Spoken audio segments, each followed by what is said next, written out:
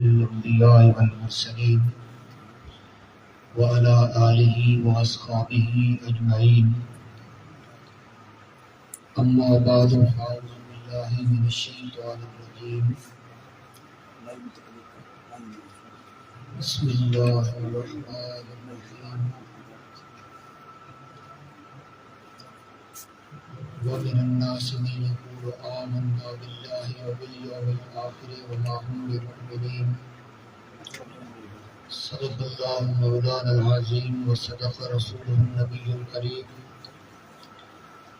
إن الله وملائكته يصلون على النبي يا أيها الذين آمنوا صلوا عليه وسلموا تسليما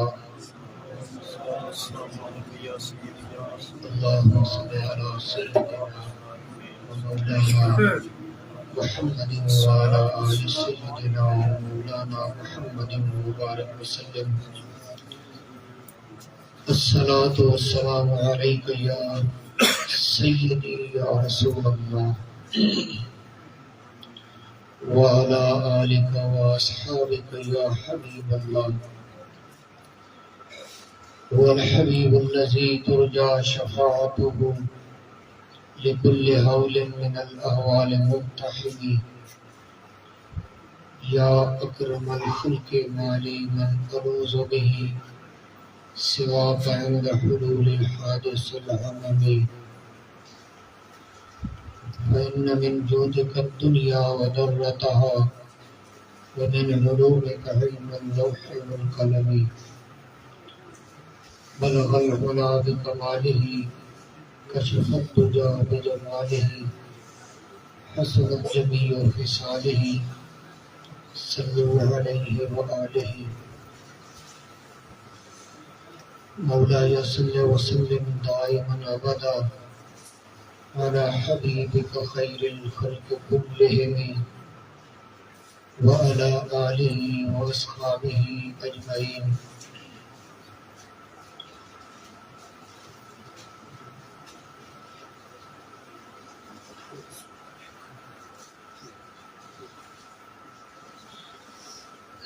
معزز سامعین،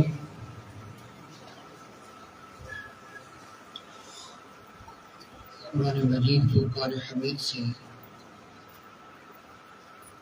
آیہ کریمہ تلاوت کرنے کا شرف حاصل ہوا ہے۔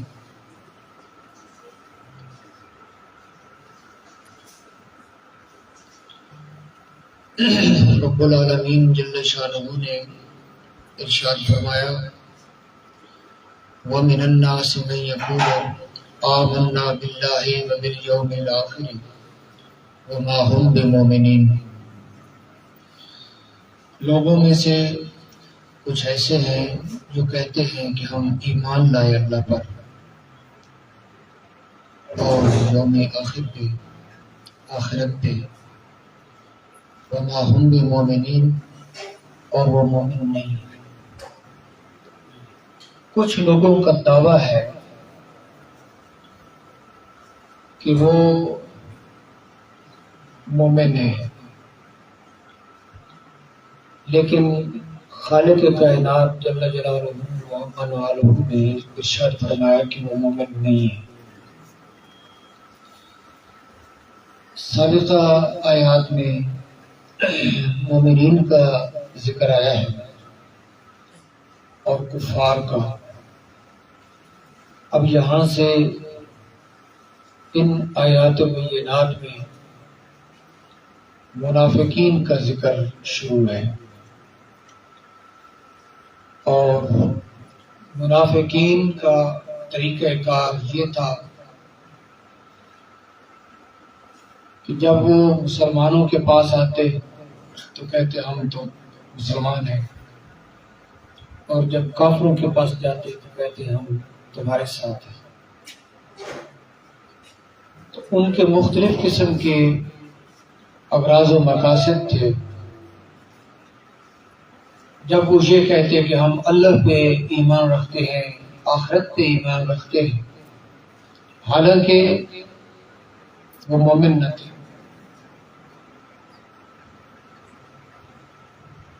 تو یہ منافقین کا حال ہے، عبداللہ بن ابی اور اس کے پیروکار۔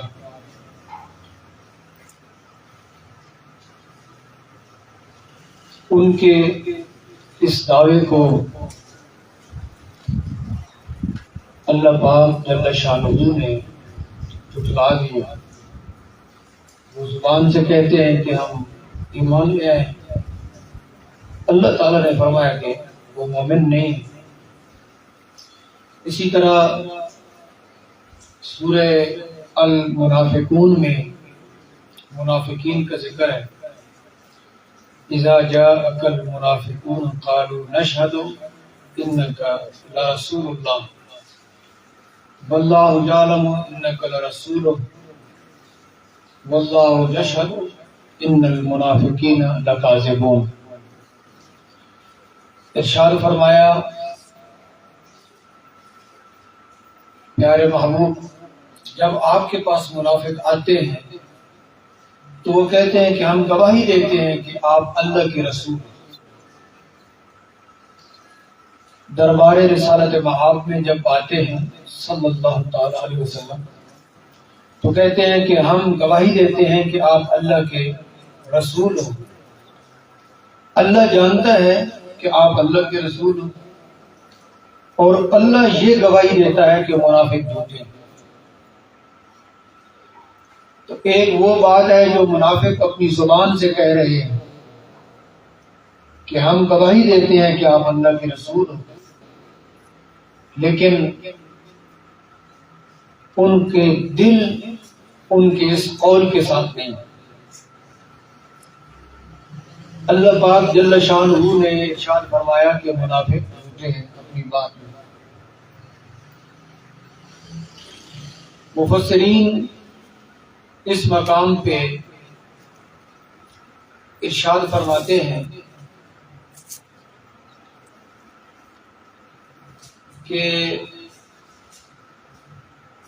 دلت الآیت علی ان الدعوی مردودۃ اذا لم یقم علیہا دلائل الصحہ۔ اس آیت میں یہ دلالت موجود ہے، یہ رہنمائی موجود ہے کہ جو دعویٰ ہوتا ہے جب تک کہ اس دعوے کے اوپر دلائل نہ ہوں وہ دعویٰ قابل قبول نہیں ہوتا۔ وہ زبان سے تو کہہ رہے ہیں کہ ہم ایمان لے آئے ہیں، زبان سے تو انہوں نے یہ دعویٰ کر دیا ہے، لیکن عملی طور پہ اس دعوے کے اوپر جو دلائل ہونے چاہیے، جو علامتیں ہونی چاہیے، جو ان کا کردار ہونا چاہیے، جو ان کا عمل ہونا چاہیے، وہ سامنے نہیں تھا۔ تو ارشاد فرمایا علامہ اسماعیل حقی نے کہ جب ایک شخص دعویٰ کرتا ہے لیکن اس دعوے کے مطابق اس کے پاس دلائل نہیں ہوتے تو اس کا دعویٰ قابل قبول نہیں ہوتا، وہ مردود ہو جاتا ہے۔ تو دعوے کے لیے دلیل چاہیے، اس دعوے کو صحیح ثابت کرنے کے لیے اس کے پاس اس کی کوئی شہادت ہونی چاہیے، کوئی عمل ہونا چاہیے۔ اور یہاں ارشاد فرمایا کہ اس طرح کے مشہور قول ہے، من تحلی بغیر ما فیہ فدخل امتحان ما یدعیہ فإن من مدح نفسہ ذم ومن ذم نفسہ مدح۔ ایک شخص اپنے آپ کو ایسا ظاہر کرتا ہے جیسا وہ ہے نہیں، ایسا بناتا ہے جیسے وہ نہیں ہے۔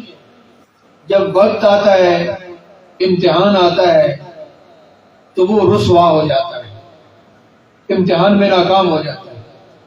ایک شخص کہے کہ میں حافظ قرآن ہوں، اور جب وقت آئے تو اس کو ایک آیت بھی نہ آئے تو اب رسوا ہو جائے گا۔ اسی طرح کوئی شخص بھی کوئی دعویٰ کرتا ہے اپنے متعلق کہ میں فلاں مقام پہ فائز ہوں، لیکن حقیقت میں اس طرح نہ ہو، تو یقیناً وقت آنے پر وہ رسوا ہو جائے گا، اور جب امتحان ہوگا تو فیل ہو جائے گا۔ ایک شخص یہ دعویٰ کرتا ہے کہ میں اتنا پڑھا ہوا ہوں، میری اتنی تعلیم ہے، اور اس تعلیم کے متعلق جب سوال ہوتا ہے تو اس کے پاس جواب نہیں ہوتا، تو یہ کھوکھلے دعوے کب تک چلتے ہیں؟ جو حق ہوتا ہے وہ حق ہوتا ہے، اور جھوٹ جھوٹ ہوتا ہے۔ تو جھوٹے دعوے دار وقت آنے پہ شرمندہ ہو جاتے ہیں۔ فرمایا کہ جو شخص اپنی تعریف کرتا ہے، اپنی تعریف نہیں کرنی چاہیے، اپنی تعریف کرتا ہے، اور تعریف بھی ایسی جو اس میں نہیں ہوتی، جب وقت آتا ہے تو پھر اسے مذمت کا سامنا کرنا پڑتا ہے۔ اور جو شخص اپنی تعریف نہیں کرتا، جب وقت آتا ہے تو پھر اس کی تعریف سامنے آ جاتی۔ فرعون جب غرق ہونے لگا نا،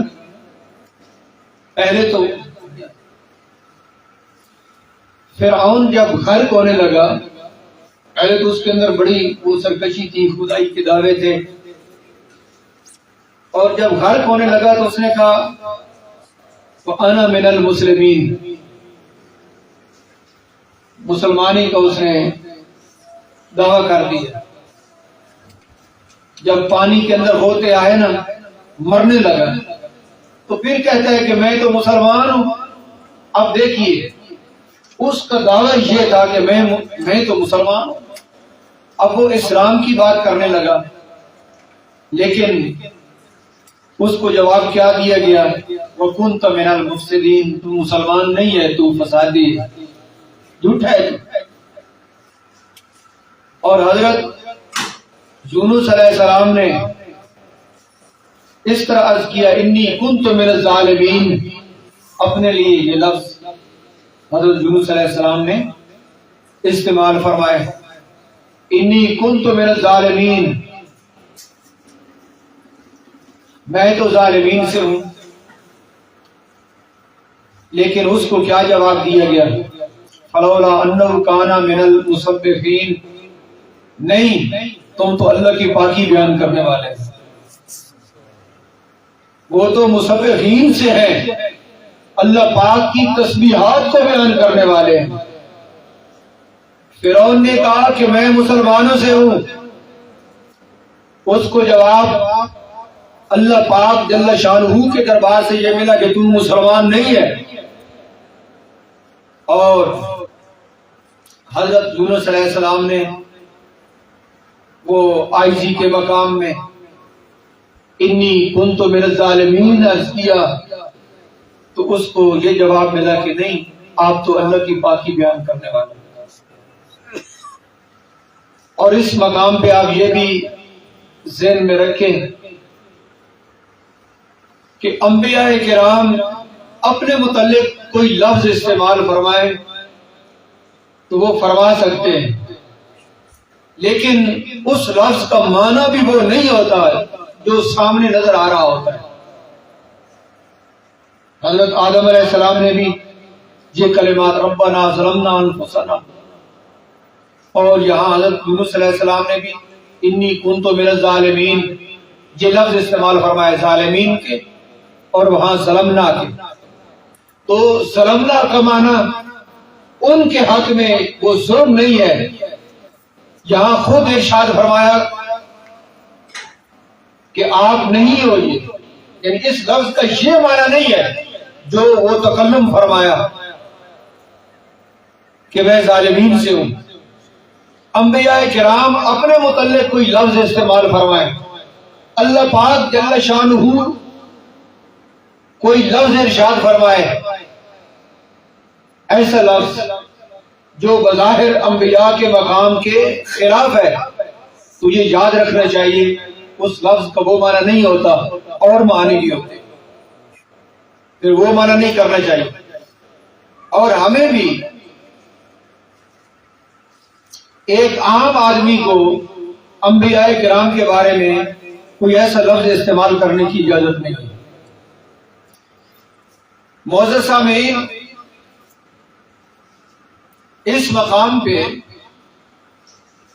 جو مفسرین نے ارشاد فرمایا کہ جو دعویٰ ہوتا ہے وہ بغیر دلیل کے کسی کام کا نہیں ہوتا،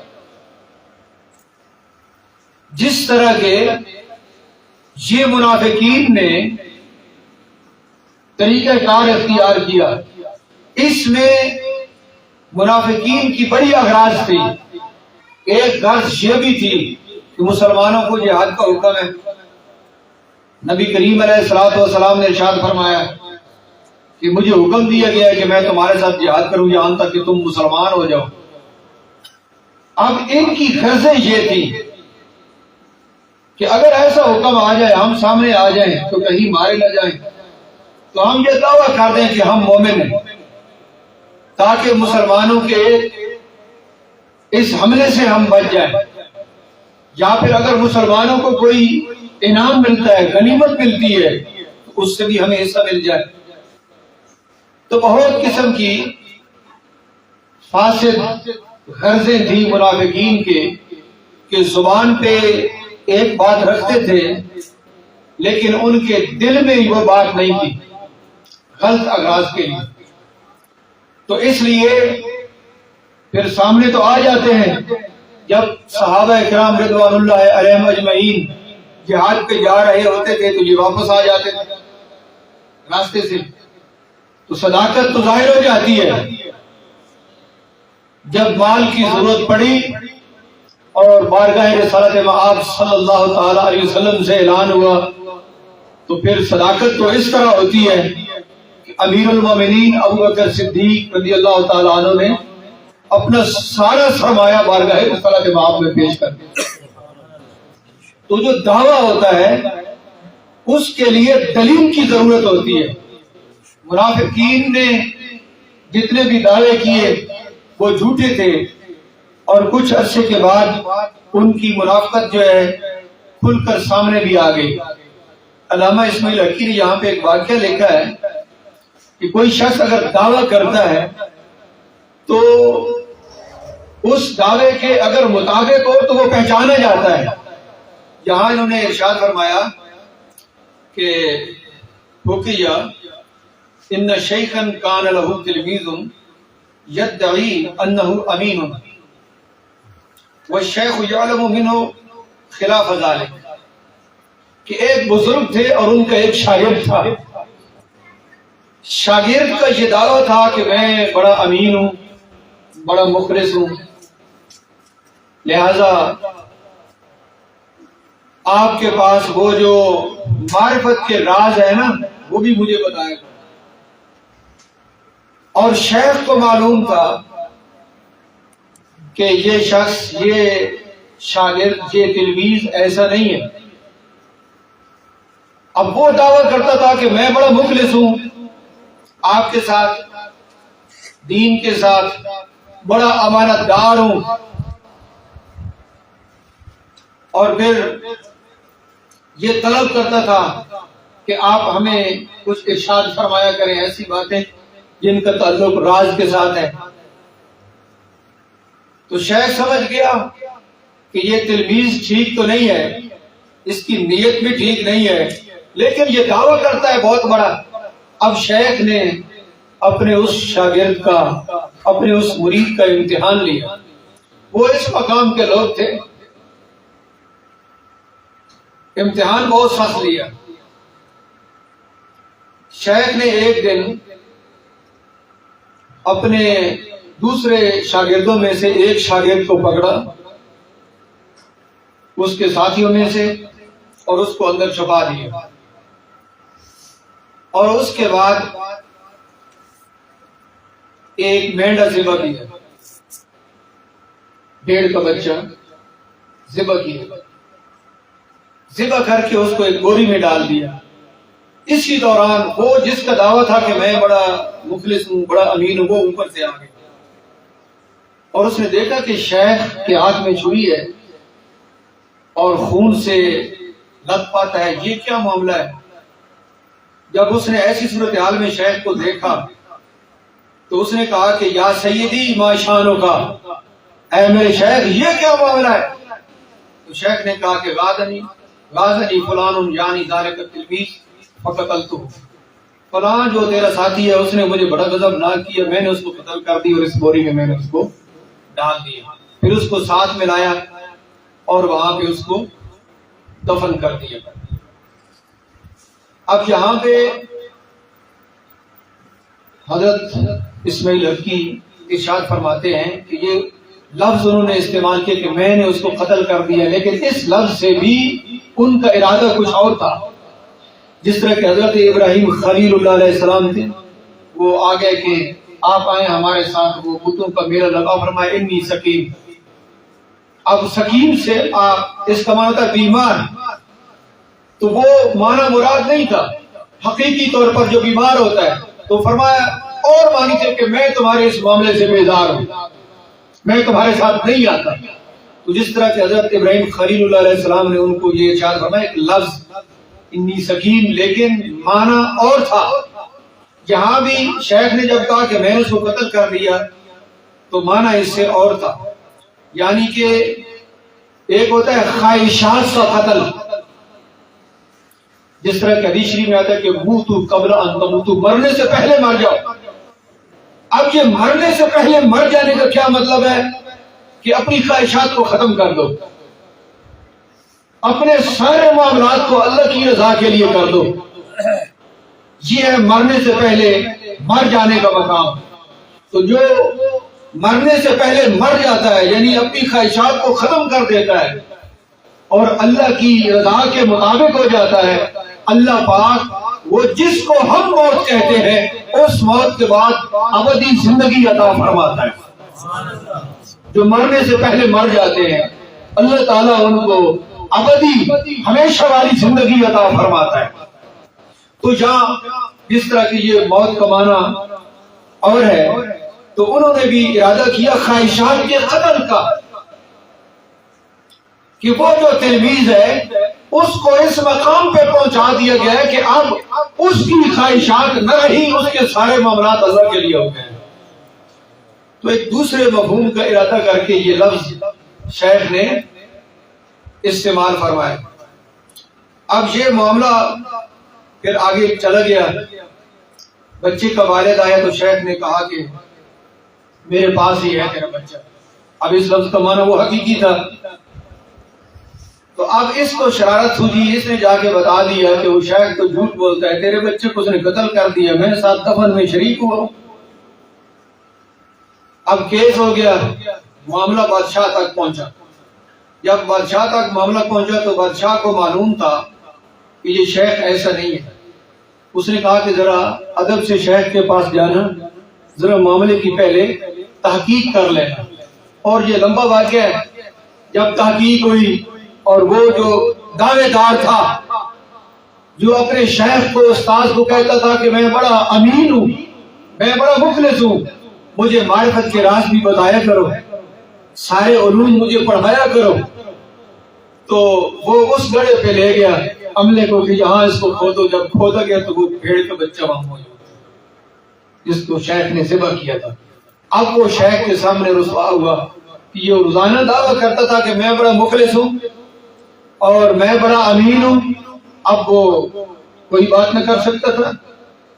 تو منافقین نے کہا کہ ہم ایمان والے ہیں، جب معاملہ ایمان والوں کا آتا تو پیچھے ہٹ جاتے تھے۔ زبان سے ان کی یہ دعوے تھے کہ ہم مومن ہیں، لیکن وہ حقیقت میں چونکہ مومن نہ تھے، اس لیے وقت آنے پہ ان کے سارے معاملے کھل جاتے تھے اور ان کے سارے حالات سامنے آ جاتے تھے اور ان کے پاس کچھ بھی نہیں ہوتا تھا۔ کیوں؟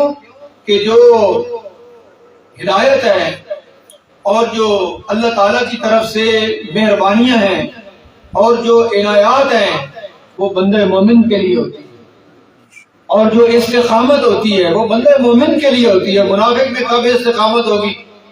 وہ کبھی کوئی بات کرے گا اور کبھی کوئی بات کرے گا۔ معزز سامعین کرام، اس مقام پہ مفسرین نے منافقین کے حالات کو بیان فرمایا ہے، اور آنے والی آیت میں یخادعون اللہ والذین آمنوا وما یخدعون الا انفسهم وما یشعرون۔ یخادعون اللہ،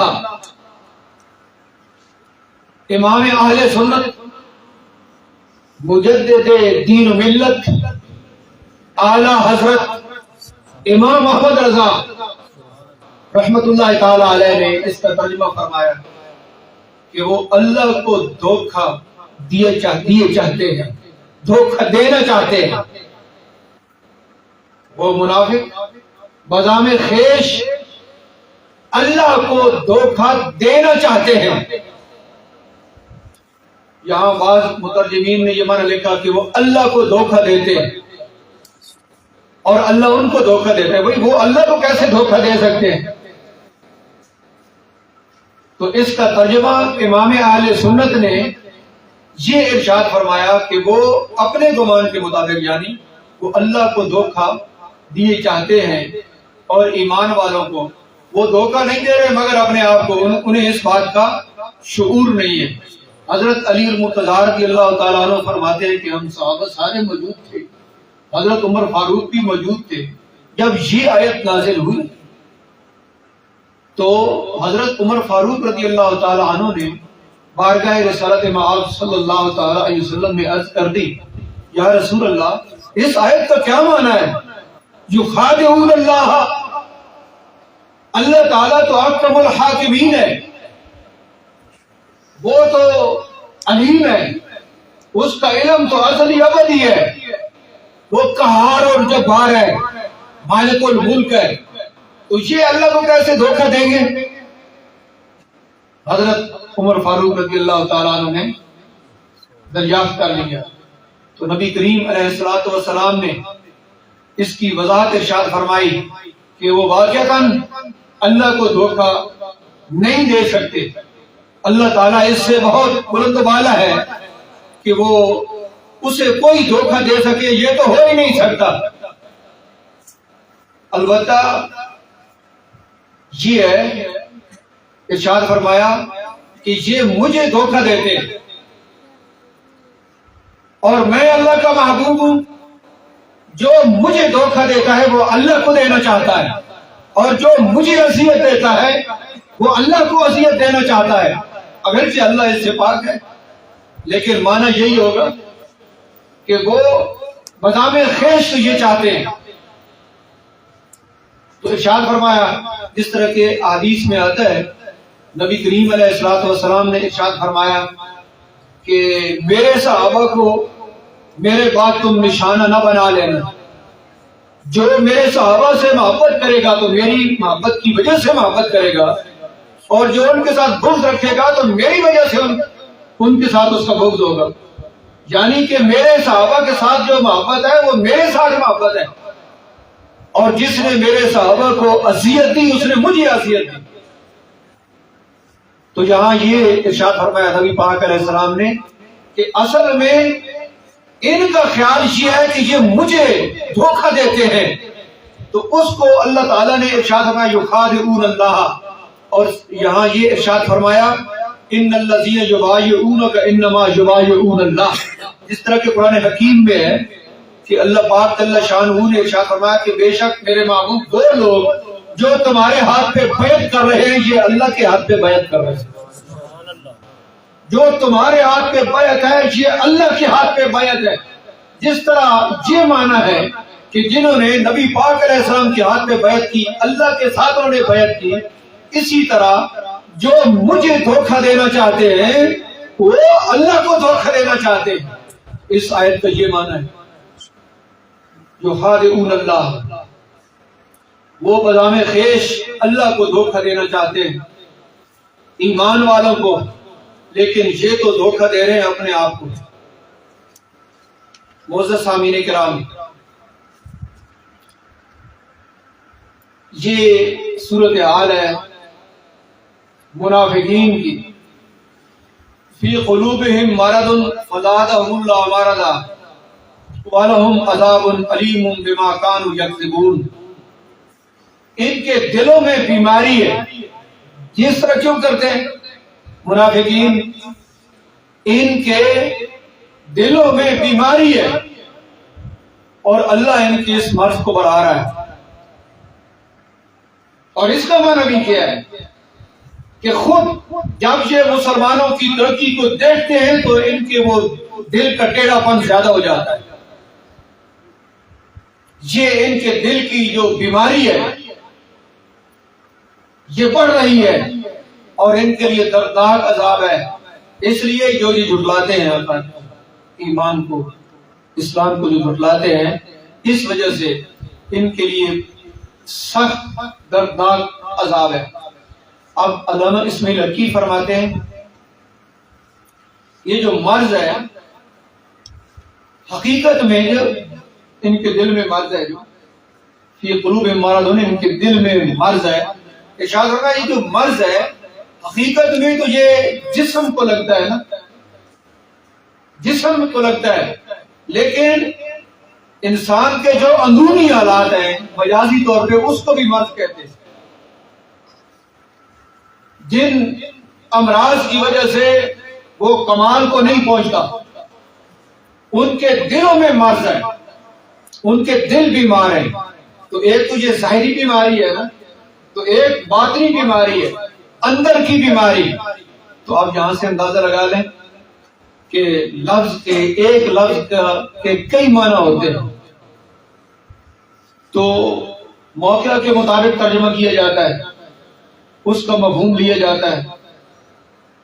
تو یہاں مرض سے مراد وہ نہیں ہے کہ ان کو بخار ہے، بلکہ مرض سے مراد یہ ہے کہ ان کے دل میں خرابیاں ہیں، وہ جہالت ہے، وہ حسد ہے، وہ بغض ہے، وہ برے عقائد ہیں، یہ بیماری کا مفہوم ہے۔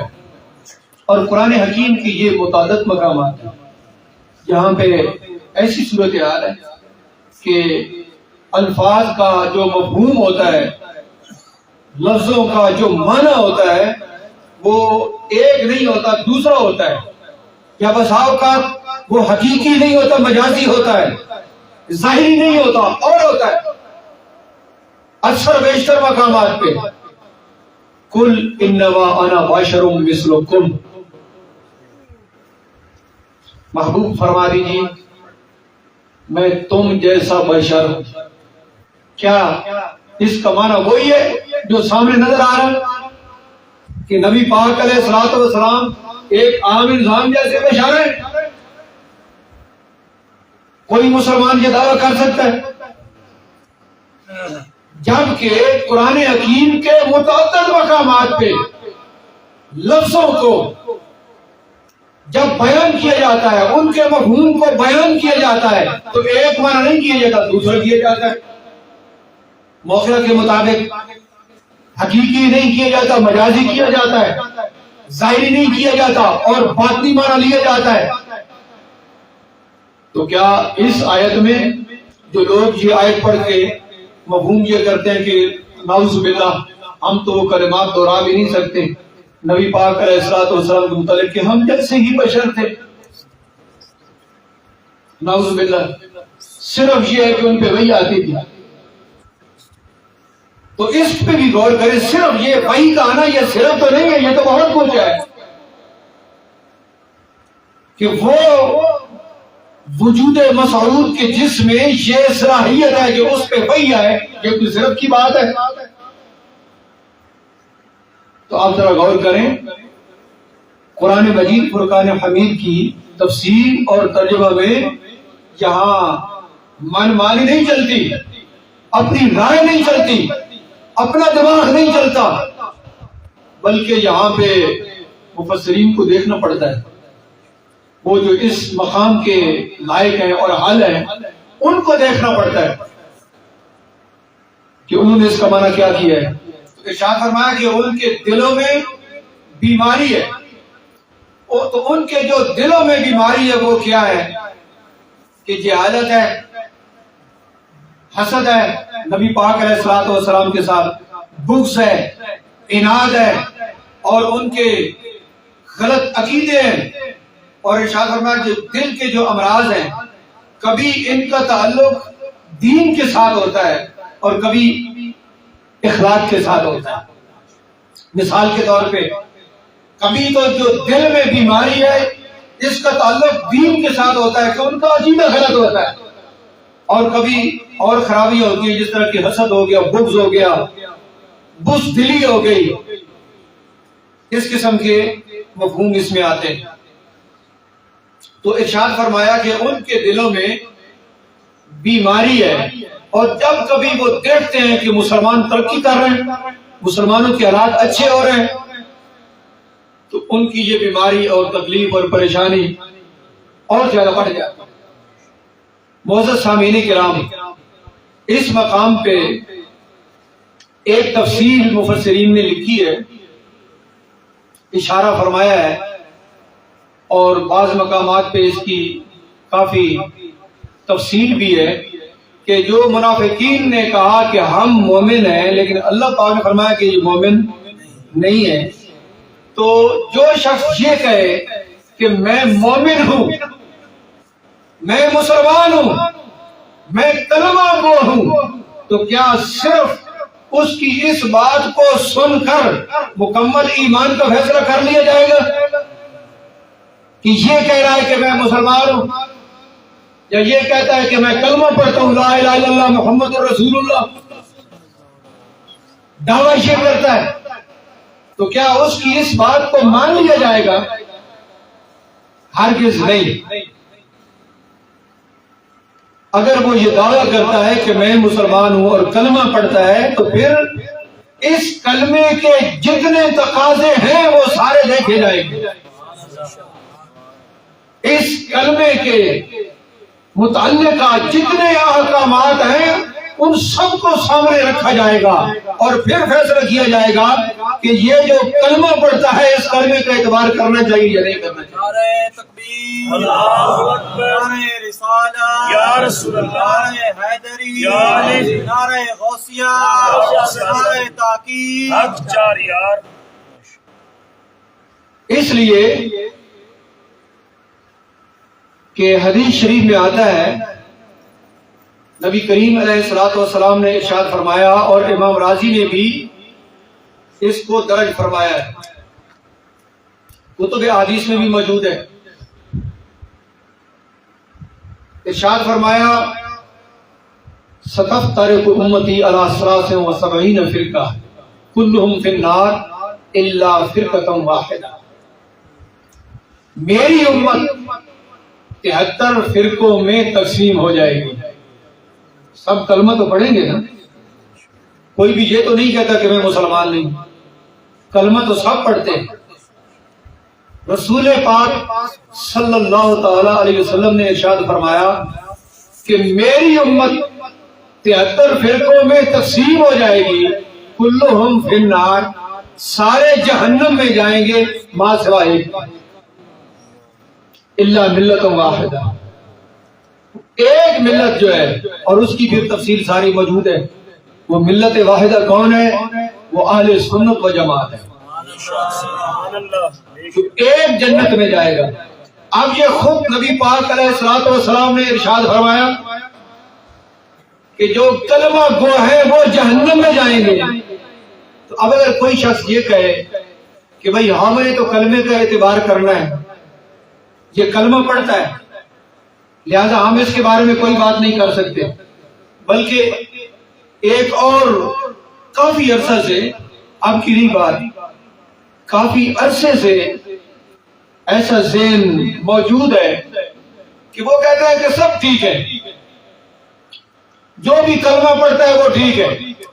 تو اب اس حدیث کا جواب پھر کیا ہے کہ جس میں نبی پاک علیہ الصلوۃ والسلام نے وضاحت ارشاد فرما دی کہ ان کے کلمے کا اعتبار نہیں ہے، پھر اس کا معنی کیا ہوگا، حقائق کیا ہوں گے پھر؟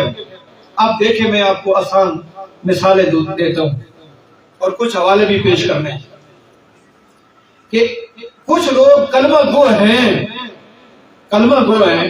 لیکن پتہ ہے آپ کو کہ یزید کو امیر المومنین کہتے ہیں۔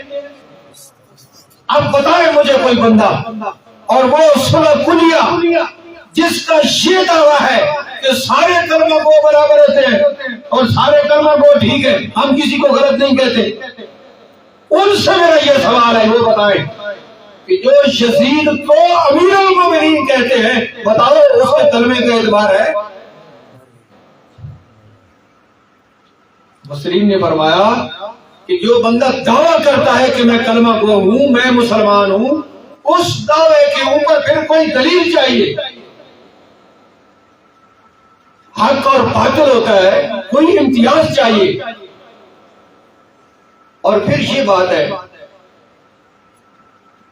بزرگان دین کے کچھ حوالے میں آپ کی گوش گزار کرتا ہوں، جن لوگوں کا یہ دعویٰ ہے کہ سارے کلمہ گو برابر ہے، کسی کو غلط نہیں کہنا چاہیے، کوئی ایک حوالہ پیش کرتے ہیں، کوئی ایک حوالہ مفسرین سے، محدثین سے، فقہاء سے، کوئی ایک حوالہ پیش کر دیں جس میں امام اہل سنت امام احمد رضا سے لے کر پیچھے تک کھلی چھٹی ہے، 14 صدیوں پر محیط عرصہ، کہ اس میں سے ایک حوالہ دکھا دیں جس میں کسی مفسر یا محدث نے کہا ہو کہ جس نے بھی کلمہ پڑھ لیا بس وہ ٹھیک ہے، وہ مسلمان ہے اور وہ جنت میں جائے گا اور وہ کلمہ اس کا ٹھیک ہے اور سارے کلمے والے برابر ہیں۔ مفسرین نے تو یہ لکھا ہے کہ نبی پاک علیہ السلام فرمایا کہ، محدثین نے بھی لکھا ہے کہ میری امت میں 73 فرقے ہوں گے، ذرا آنکھ کھول کے رکھنا، جو گمراہ ہیں ان کی طرف نہ جانا، جو راہ راست پہ ان کے پیچھے چلنا۔ تو میں نے یہ عرض کیا کہ کوئی ایک حوالہ، تو یہ 14ویں صدی کی پیداوار ہے، عجیب قسم کے یہ جنگلی دستورے ہیں کہ اولیاء کاملین کی جو تعلیمات ہیں آج تک اس کو مسخ کر رہے ہیں، اور جو گمراہ لوگ ہیں، جو بے دین ہیں، جو فی النار ہیں، ان کو اہل سنت کے ساتھ ملانے کی ناکام اور مضمون کوشش کر رہے ہیں، اور لوگوں کو یہ بتاتے ہیں کہ بالکل سب ٹھیک ہے۔ اب دیکھیں حضرت شیخ عبد القادر جیلانی، بہت زیادہ حوالے ہیں لیکن میں نے آج کی اس موضوع کی مناسبت سے کہ منافقین نے یہ کہا کہ ہم مومن ہیں، اللہ پاک نے فرمایا کہ تم مومن نہیں ہو، انہوں نے آگے گواہیاں دی کہ ہم گواہی دیتے ہیں نبی پاک علیہ السلام کے متعلق کہ آپ اللہ کے رسول، اللہ نے فرمایا کہ میں گواہی دیتا ہوں کہ تم جھوٹے ہو۔ تو ایک بندہ کہتا ہے کہ میں مومن ہوں، اللہ رسول کی طرف سے گواہی آ جائے کہ تم مومن نہیں ہے، تو پھر کیا کرو گے؟ حضرت شیخ عبد القادر جیلانی آپ ارشاد فرماتے ہیں کہ اچھی طرح سن لو کہ حضرت موسیٰ علیہ السلام کی ہدایت کے برعکس بنی اسرائیل 71 فرقوں میں بٹ گئے تھے، جن میں سے ایک فرقے کے سوا سب گمراہ تھے۔ حضرت موسیٰ علیہ السلام کے جو پیروکار تھے وہ 71 فرقوں میں بٹ گئے تھے، اور یہ بات آپ کو معلوم ہے کہ جتنے بھی انبیاء کے پیروکار تھے وہ گمراہ ہوئے یا نہ ہوئے؟ سارے گمراہ ہوئے۔ اور یہاں بڑی تفصیل ارشاد فرمائی کہ نبی پاک علیہ السلام نے ارشاد فرمایا کہ تم بالکل پہلوں کے مطابق سارے کام کرو گے، جو پہلے لوگوں نے غلطیاں کی وہ تم بھی کرو گے، مکمل طور پہ تم ان کے نقش قدم پہ چلو گے۔ وہ بڑی تفصیل ہے، میں نے چونکہ اختصار سے کام لینا ہے۔ تو ارشاد فرمایا کہ حضرت موسیٰ علیہ السلام کے پیروکار 71 فرقوں میں بٹ گئے، ایک فرقہ کے سوا سب گمراہ تھے، اور وہ ایک ہی فرقہ مسلمانوں کی جماعت تھی۔ اور اس کے بعد حضرت عیسیٰ علیہ السلام کے جو آگے تھے پیروکار، وہ 72 فرقوں میں تقسیم ہو گئے، ان میں سے ایک فرقہ حضرت عیسیٰ علیہ السلام کی اصل تعلیمات پہ رہا اور باقی سارے گمراہ ہو گئے، وہ سارے غلطی کے راستے پہ چلے گئے۔ اور ارشاد فرمایا مسلمانوں کے متعلق کہ امت مسلمہ 73 فرقوں میں تقسیم ہو جائے گی، ان میں بھی ایک جو ہے وہ راہ راست پہ ہوگا اور باقی سارے راہ راست سے ہٹ جائیں گے۔ حضرت شیخ عبد القادر جیلانی آپ نے اس کی وضاحت ارشاد فرمائی ہے کہ امت مصطفیٰ میں 73 فرقے ہو جائیں گے اور 72 جو ہے وہ غلط ہوں گے اور ایک ٹھیک ہوگا۔ میں نے ابھی آپ کو مثال دے دی ہے کہ جو یزید کی حمایت کرتے ہیں اور اس کو امیر المومنین بھی کہتے ہیں اور بہت کچھ کہتے ہیں جو ہم نقل بھی نہیں کر سکتے یہاں پہ، تو امیر المومنین بھی مشکل سے کہتے ہیں، تو بہت کچھ کہتے ہیں وہ۔ اب آگے ایک حوالہ دیکھیں کہ رسول پاک صلی اللہ تعالی علیہ وسلم کی جو حیات مبارک ہے کہ انبیاء سارے زندہ ہیں، اللہ نے زمین کے اوپر حرام کر دیا کہ وہ نبیوں کے جسموں کو کھائے، وہ زندہ ہے اور ان کو رزق دیا جاتا ہے۔ اب کلمہ بھی پڑھتے ہیں اور رسول پاک صلی اللہ تعالی علیہ وسلم کی حیات کے منکر بھی ہیں۔ اب جو شخص یہ کہتے ہیں کہ سارے کلمہ کو ٹھیک ہے، تو جو نعوذ باللہ نبی پاک علیہ السلام کی حیات کا انکار کر رہا ہے اور جو وہ لفظ استعمال کرتا ہے وہ ہم تو استعمال کر نہیں سکتے، رسول پاک صلی اللہ علیہ وسلم کو نعوذ باللہ مردہ کہتا ہے، العیاذ باللہ، اور سخت سخت کلمات کہتے ہیں، تو اس کے کلمے کا اعتبار ہوگا؟ یہ کیسے لوگ ہیں جو سب کو ملانا چاہتے ہیں، حق اور باطل کو ملانا چاہتے ہیں، حق اور باطل کے درمیان امتیاز کو ختم کرنا چاہتے ہیں؟ یہ آج تک بڑے اکابرین میں سے کسی نے کوئی اشارہ بھی دیا ہے اس قسم کا؟ اب دیکھیے اس کے متعلق حضرت سلطان العارفین سلطان باہو رحمۃ اللہ تعالی علیہ نے اپنی کتاب عین الفقر میں کیا ارشاد فرمایا؟ اگر کسے حیات نبی اللہ تعالی صلی اللہ تعالی علیہ وآلہ وسلم را مردہ گوید ایمان او سرب شود۔ آپ فرماتے ہیں کہ اگر کوئی نبی پاک علیہ السلام کی حیات کا منکر ہو جائے اور آپ کو نعوذ باللہ مردہ کہے تو اس کا ایمان سلب ہو جاتا ہے۔ سلطان العارفین حضرت سلطان باہو کیا فرماتے ہیں کہ جو رسول پاک صلی اللہ تعالی علیہ وسلم کی حیات کا منکر ہے اس کا ایمان کیا ہو جاتا ہے؟ سلب ہو جاتا ہے۔ اور آج اگر کوئی مولوی کہے کہ نہیں ہر ایک کے کلمے کا اعتبار ہے، جو بھی کلمہ پڑھتا ہے وہ مومن ہے اور سارے وہ کیا ہیں؟ برابر ہے اور کلمے کا اعتبار ہے، تو آپ بتائیے کہ ہم سلطان العارفین کی بات کو مانیں یا آج کے ان جنگلی دھتوروں کی بات مانیں؟ خود فیصلہ کرنا ہے نا۔ ہم نے اکابرین کے پیچھے چلنا ہے، اولیاء کاملین کے پیچھے چلنا ہے، یا آج کے یہ لوگ انٹرنیشنل چندہ مہم سسٹم؟ یہ چندہ مہم سسٹم ہے کہ جب چندہ لینا ہے تو کہ سب برابر ہیں تاکہ کوئی یہ نہ کہے کہ ہمارا مخالف ہے چندہ مل جائے۔ اور آپ لوگ حیران ہو جائیں گے، اس کے اوپر شہادت موجود ہے اگر کسی کو چاہیے تو۔ جب پاکستان میں ہوتے ہیں تو یہ کہتے ہیں کہ سارے کلمہ کو برابر ہیں، ہم سب کے ساتھ ہیں، سب کا احترام کرتے ہیں۔ یہ بات میں آپ کو بتاتا ہوں، ہم سب کا احترام کرتے ہیں اور سارے ٹھیک ہیں۔ جب بیرون ملک جاتے ہیں تو وہاں صرف کلمہ گو تو نہیں ہوتے نا، وہاں ہندو بھی ہوتے ہیں، عیسائی بھی ہوتے ہیں، یہودی بھی ہوتے ہیں، سکھ بھی ہوتے ہیں، وہاں بہت کچھ ہوتا ہے۔ جب وہاں بہت کچھ ہوتا ہے تو وہاں یہ اپنی زبان کو پھر تبدیل کر دیتے ہیں۔ وہاں یہ کہتے ہیں سب کو اکٹھا کر کے کہ بھائی جو تم ہرے ہرے کرتے ہو، رام رام کرتے ہو، بھگوان بھگوان کرتے ہو، ہم اللہ اللہ کرتے ہیں، تو کوئی بات نہیں ہے۔ جو ہم اللہ کہتے ہیں، جو اس کا معنی ہے تمہارے رام ہرے بھگوان کا بھی وہی معنی ہے۔ نعوذ باللہ۔ پھر ان سے چندہ لینے کے لیے ان کو بھی کہتے ہیں کوئی بات نہیں ہے بھائی، تم اگر رام رام کرتے تو کرتے رہو، بھگوان کرتے رہو، ہرے ہرے کرتے رہو، تو تم بھی کسی خالق کو پکار رہے ہو، اس کے معنی میں بھی وہی ذات آئے گی جو ہم اللہ کہتے ہیں، اس کے معنی میں وہی ذات آئے گی۔ اب خود بتا لیں، خود آپ اندازہ لگائیں کہ یہ لوگ کس دماغ کے لوگ ہیں۔ کیا صرف ہے ان کا، یہ کس قدر حق اور باطل کو آپس میں مکس کرنا چاہتے ہیں. آپ بتلائیے خلفائے راشدین حق ہے یا نہیں ہے؟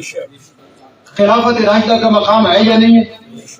نبی پاک علیہ السلام نے ارشاد فرمایا کہ تمہارے اوپر لازم ہے میری سنت اور میرے خلفائے راشدین کی سنت، لازم ہے تمہارے اوپر. اور جو لوگ خلفائے راشدین کو سرے سے نہ مانے، اب ان کا کلمہ اور ہمارا کلمہ برابر ہوگا؟ سوچے، میں دعوت غور و فکر دے رہا ہوں. ان کا کلمہ اور ہمارا برابر ہوگا؟ کوئی مسلمان بھی یہ جسارت نہیں کر سکتا. ہاں، مفسرین نے اور محدثین نے، فقہاء نے فرمایا ہے اور حدیث میں بھی یہ مفہوم آیا ہے کہ جو قیامت نزدیک آئے گی علم اٹھ جائے گا. کس طرح؟ علماء فوت ہو جائیں گے اور نئے لوگ علم کے قریب نہیں ہوں گے. اب جاہل لوگ جو ہے وہ آ جائیں گے برسر اقتدار، اور جو بات منہ میں آئے گی اور جس میں دیکھیں گے کہ ہماری مصلحت ہے وہی بات کر دیں گے. دین کی مصلحت نہیں دیکھیں گے، اپنی ذاتی مصلحت جو ہے وہ اس کو مقدم رکھیں گے کہ ہمیں دنیا کا فائدہ کہاں سے ملتا ہے. تو آپ بتائیں کہ یہ وہ منافقین والی بات ہوئی یا نہ ہوئی کہ وہ کہتے تھے کہ ہم مومن ہیں لیکن ہوتے نہیں تھے، اور ان کی اغراض اور تھی یہ بات کرنے کی کہ جب ہم یہ بات کریں گے تو ہم مسلمانوں سے فائدہ لے لیں گے اور ان سے بچ بھی جائیں گے.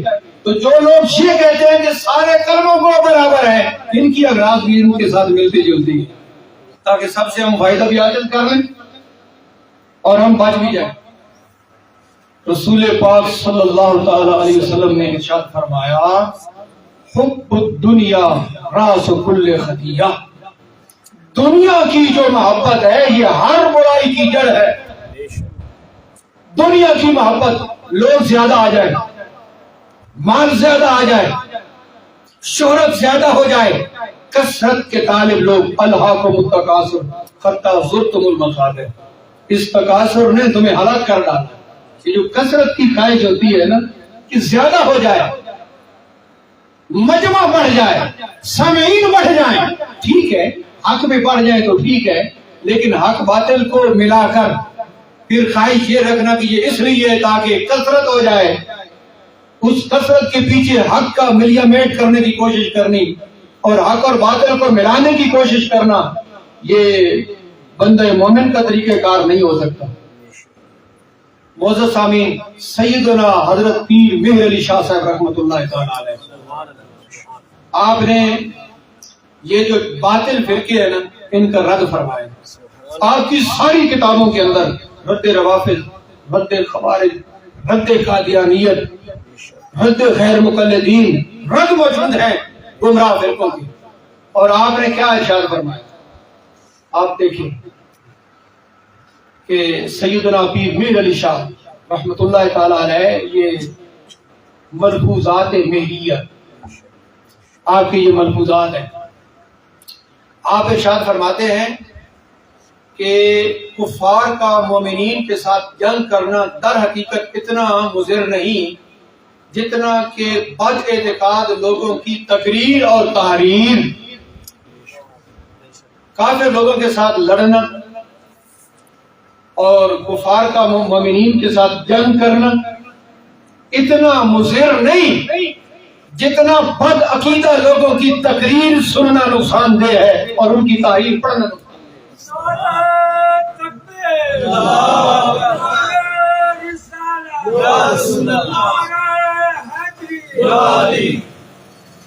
سیدنا پیر مہر علی شاہ رحمۃ اللہ تعالی علیہ، آپ تو فرماتے ہیں کہ جس کا عقیدہ ٹھیک نہیں، کلمہ پڑھتا ہے، وہ تفصیل آ رہی ہے، کلمہ بھی پڑھتا ہے لیکن اس کا عقیدہ ٹھیک نہیں، فرمایا بہت نقصان دہ ہے. اگر کافر کے ساتھ لڑائی کریں گے تو شہید ہو جائیں گے، بڑا مقام ملے گا، لیکن بد عقیدہ آدمی اگر تقریر کرے گا، کسی کا جو ہے وہ ایمان غلط ہو گیا تو بہت بڑا نقصان ہو جائے گا. آپ کیا ارشاد فرماتے ہیں؟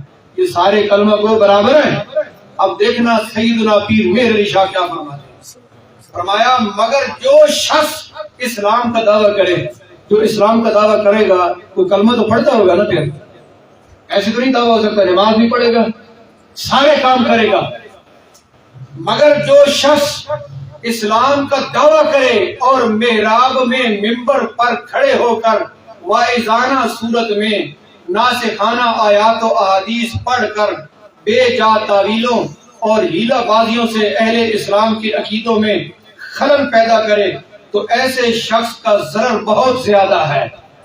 جو ممبر پہ آ جائے، محراب میں آ جائے اور عقیدہ ٹھیک نہ رکھتا ہو اور بد عقیدہ لوگوں کو بھی اچھا کہتا ہو، ان کے پاس بھی جاتا ہو اور ان کو بھی اپنے پاس بلاتا ہو اور یہ صلح کلیے کہ سب ٹھیک ہے ایسا منظر پیش کرتا ہو، قرآن حکیم کی تعویلیں کرتا ہو، احادیث کی بھی تعویلیں کرتا ہو، ارشاد فرمایا اس کا ضرر، اس کا نقصان بہت زیادہ ہے۔ یعنی ایسے لوگوں کی تقریر سننے کا نقصان بہت زیادہ ہے۔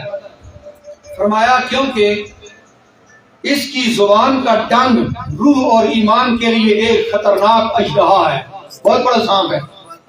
یہ جو ممبر پہ بیٹھا ہے اور محراب کے اندر ہے، لوگ تو یقین کریں گے، اس لیے حدیث شریف میں آتا ہے کہ الا ان شر الشر شرار العلماء، سب سے بڑی شرارت شرارتی مولوی کی ہے۔ جو ممبر پہ بیٹھتا ہے، محراب پہ ہوتا ہے اور غلطی کرتا ہے، بہت بڑی شرارت یہ کرتا ہے۔ اس لیے بھائی ہم تو کوئی بات اپنی طرف سے نہیں کرتے، یہ لوگ جو کہتے ہیں کہ سارے کلمہ دو برابر ہیں، میں نے ان کو چیلنج دیا ہے کہ کسی ایک بزرگ کا قول دکھا دو اعلیٰ حضرت سے پیچھے پیچھے، کیونکہ 14ویں صدی میں کافی لوگ ایسے مل جائیں گے، اس دور میں کافی مل جائیں گے۔ اعلیٰ حضرت سے پیچھے کسی فقیہ کی بات سنا دو، کسی محدث کی، کسی مفسر کی، کہ اس نے کہا ہو کہ سارے برابر ہیں، جو بھی کلمہ پڑھتا ہے عقیدہ جیسے بھی رکھتا ہو، یزید کے ساتھ ہو یا امام حسین رضی اللہ عنہ کے ساتھ ہو، ٹھیک ہے، خلفائے راشدین کو مانتا ہو یا ان کا منکر ہو، ٹھیک ہے، نعوذ باللہ۔ کوئی ایسا ایک حوالہ دکھا دو، نہیں، قطعاً نہیں ہو سکتا۔ تو ارشاد فرمایا کہ ان کی زبان کا ڈنگ روح اور ایمان کے لیے خطرناک اژدہا ہے، جس سے متاع اسلام برباد ہو جاتی ہے، اسلام جاتا رہتا ہے، دین پہ خطرہ ہوتا ہے اور دین چلا جاتا ہے، متاع اسلام چلی جاتی ہے۔ اور پھر فرمایا صحبت بد کا اثر برے کام کرنے سے بھی زیادہ برا ہوتا ہے۔ آگے پتہ ہے کیا ارشاد فرمایا؟ ہم سے تو ایسی فقیری نہیں ہو سکتی، ہم سے تو ایسی فقیری نہیں ہو سکتی کہ ہم باطل کو اور حق کو ملا دیں اور غلط کو غلط نہ کہیں اور ہم کہیں کہ سارے کلمہ کو برابر ہیں، ایسی فقیری ہم سے نہیں ہوتی۔ سیدنا پیر مہر علی شاہ رحمۃ اللہ تعالی علیہ نے یہ ارشاد فرما دیا۔ اب اس کے ساتھ ملتے جلتے کافی سارے حوالے ہیں، لیکن میں حضرت سلطان العارفین برہان الواصلین حضرت سلطان باہو رحمۃ اللہ تعالی علیہ کے ایک آدھ حوالہ پیش کرتا ہوں اس کتاب سے۔ آپ ارشاد فرماتے ہیں کہ جو طالب مجلس محمدی کی حضوری کے اس مرتبے پر پہنچ جاتا ہے، اس کی روح فرت جاگ ہو جاتی ہے اور اس کے نفس کی ہستی نیست و نابود ہو جاتی ہے۔ جب کوئی طالب اللہ حضور علیہ السلام کی مجلس میں داخل ہوتا ہے تو اس پر 4 نظروں کی تاثیر وارد ہوتی ہے۔ جہاں سے بات سمجھ آئے گی۔ اور ایک میں نے یہ بھی عرض کرنی ہے کہ بسا اوقات جتنی میری گفتگو ہوتی ہے، درس ہوتا ہے، تمام لوگوں کو مکمل طور پر یہ نہیں ہے کہ ہر بات سمجھ آ جائے، لیکن خلاصہ الحمدللہ سب کے ذہن میں جائے گا۔ کوئی جملہ ایسا ہوتا ہے، کوئی لفظ ایسا ہوتا ہے جو بعض لوگوں کو سمجھ نہیں آتا، تو اس سے پریشان نہیں ہونا چاہیے، کیونکہ یہ لائیو چل رہا ہے، پوری دنیا اس کو سن رہی ہے۔ تو یہ بعض باتیں آپ کے لیے ہوتی بھی نہیں، کسی اور کے لیے ہوتی ہے۔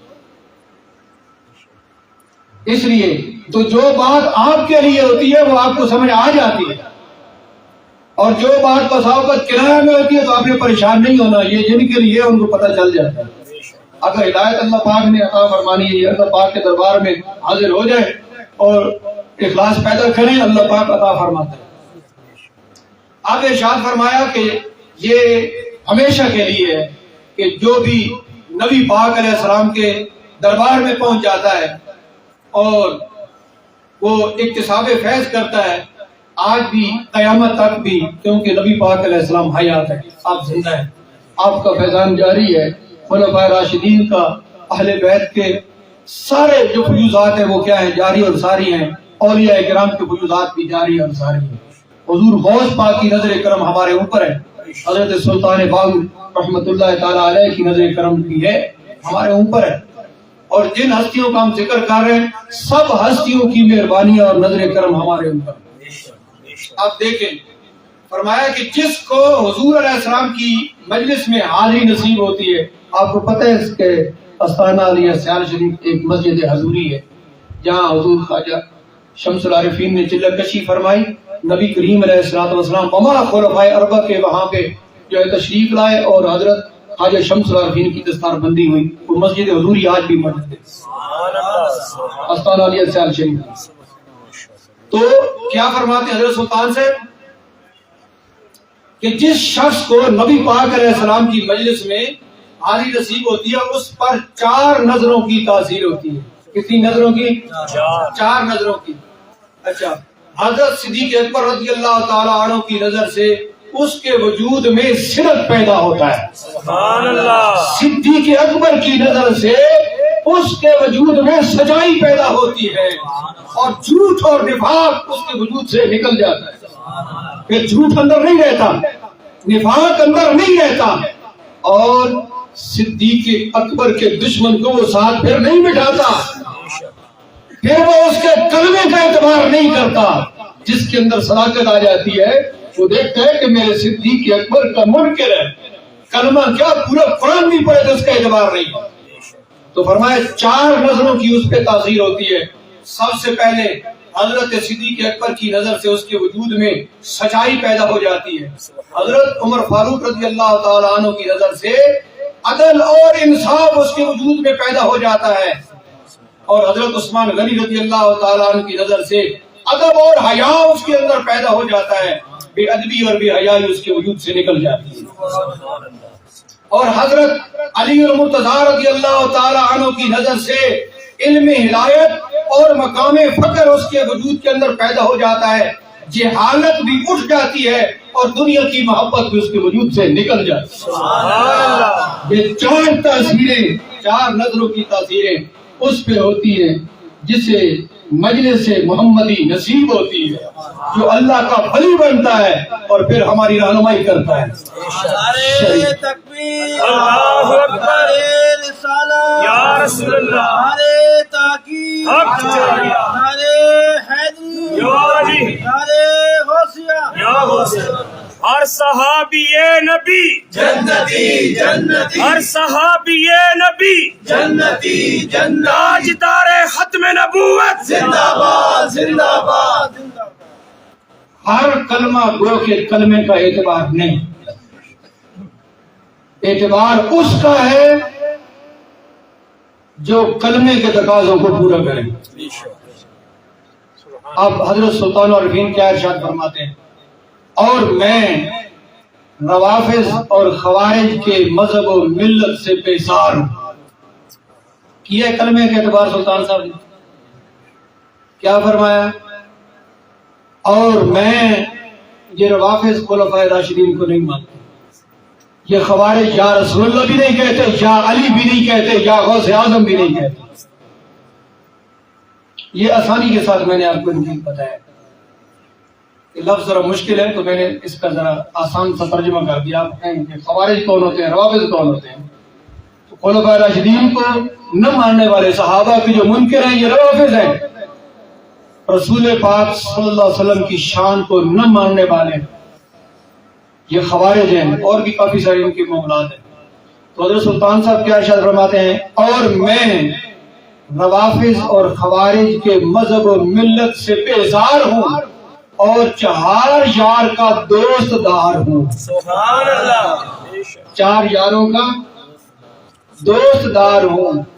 جو شخص چاہے کہ وہ ہر وقت دیدار محمد صلی اللہ علیہ وسلم سے مشرف ہو تو اسے اصحاب کبار اور پیتن پاک سے دل کا غنچہ شگفتہ کرنا چاہیے۔ سبحان اللہ، ہے جی، جو شخص چاہے کہ وہ ہر وقت دیدار محمد صلی اللہ علیہ وسلم سے مشرف ہو، تو اصحاب کبار اور پنجتن پاک سے دل کا گنجا شگفتہ ہوتا ہے، اللہ کی معرفت ہوتی ہے، اور حضرت شیخ عبد القادر جیلانی کی خدمت گزاری نصیب ہوتی ہے۔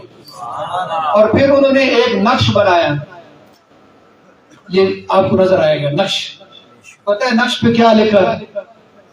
تعویذ ہوتا ہے نا، تعویذ بنایا، ایک نقش بنایا برکت کے لیے، ایمان کے لیے۔ کیا لکھا اس پر؟ ابو بکر صدیق رضی اللہ عنہ، عمر خطاب رضی اللہ تعالیٰ عنہ، عثمان غنی رضی اللہ تعالیٰ عنہ، علی المرتضیٰ رضی اللہ تعالیٰ عنہ، امام حسن رضی اللہ تعالیٰ عنہ، امام حسین رضی اللہ تعالیٰ عنہ، حضرت فاطمہ الزہرا رضی اللہ تعالیٰ عنہ، حضرت شیخ عبد القادر جیلانی رضی اللہ تعالیٰ عنہ۔ یہ نقش بنایا حضرت سلطان العارفین نے کہ یہ نقش بندہ مومن کے پاس ہونا چاہیے، دکان میں لگانا چاہیے، پاس ہونا چاہیے، اور اس کی برکت ہے اور یہ ایمان کی نشانی ہے۔ معزز سامعین کرام، اس آیت کے تحت میں نے یہ عرض کر دیا کہ منافقین کا جو طریقہ کار تھا وہ یہ کہ زبان پر کچھ اور دل میں کچھ اور۔ تو علامہ اسماعیل حقی نے فرمایا کہ دعویٰ بغیر دلیل کے قابل قبول نہیں ہے۔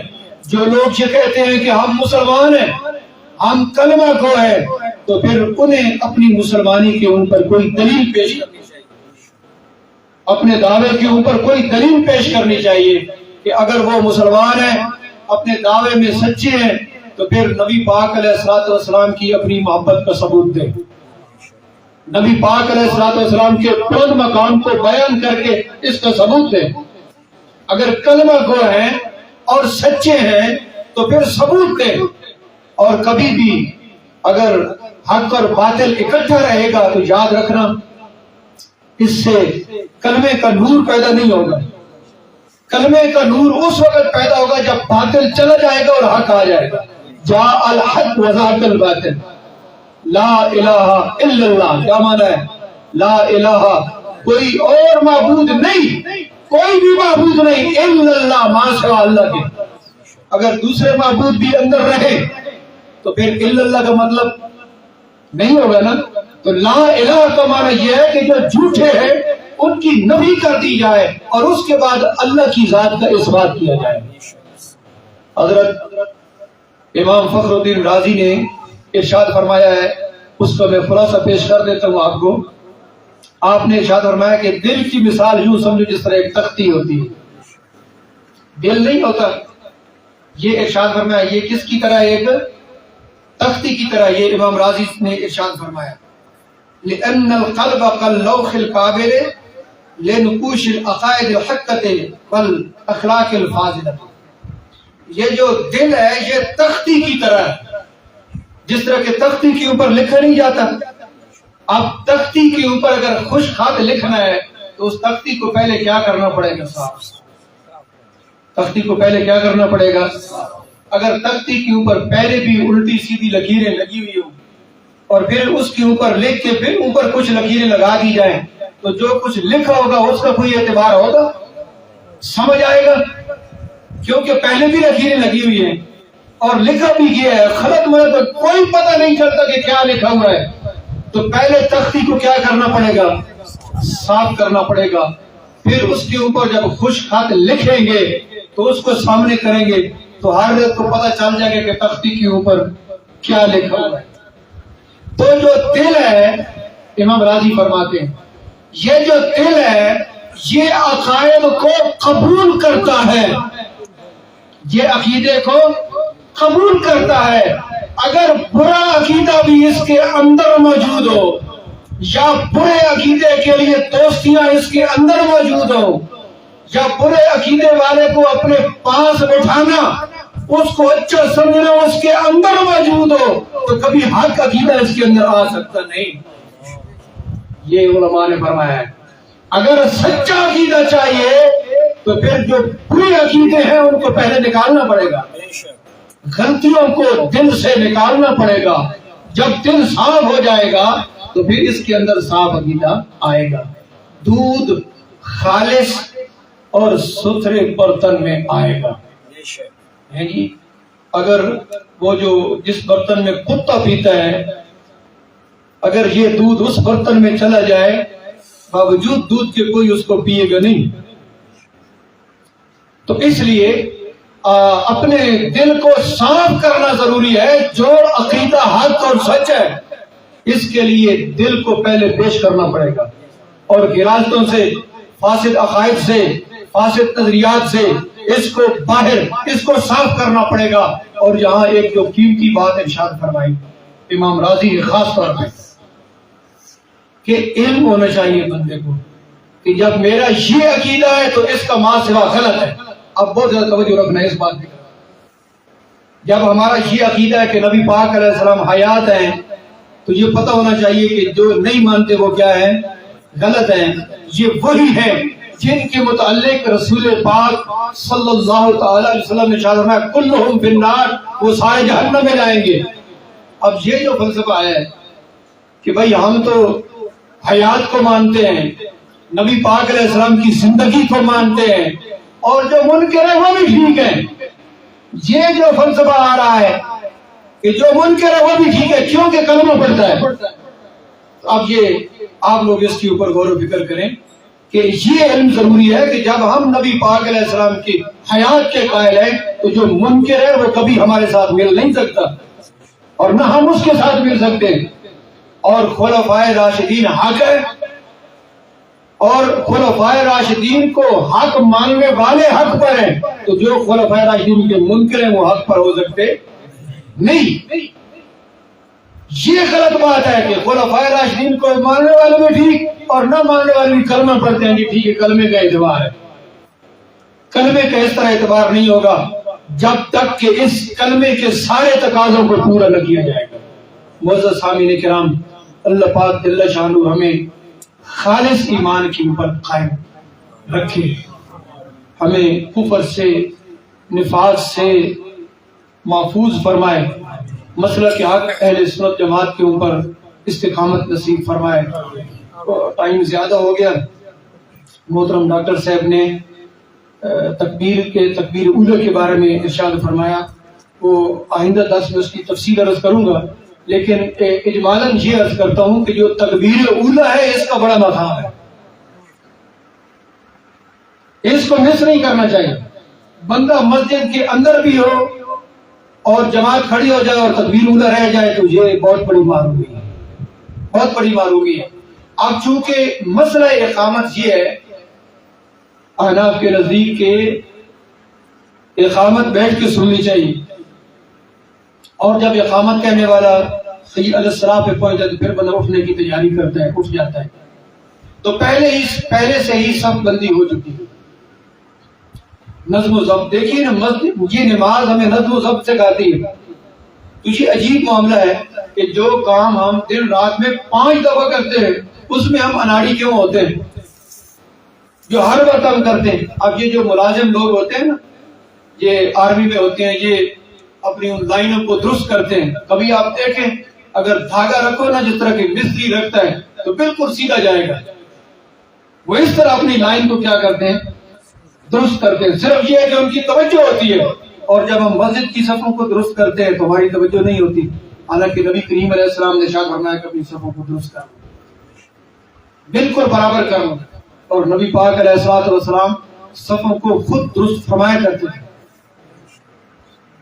ایک لائن میں جس طرح کہ بالکل ایک جو ہے نا وہ تیر کے ساتھ برابر ہو جانا، ایسا آپ ارشاد فرمایا کرتے تھے اور عملی طور پہ ایسا ان کو درست فرمایا کرتے تھے.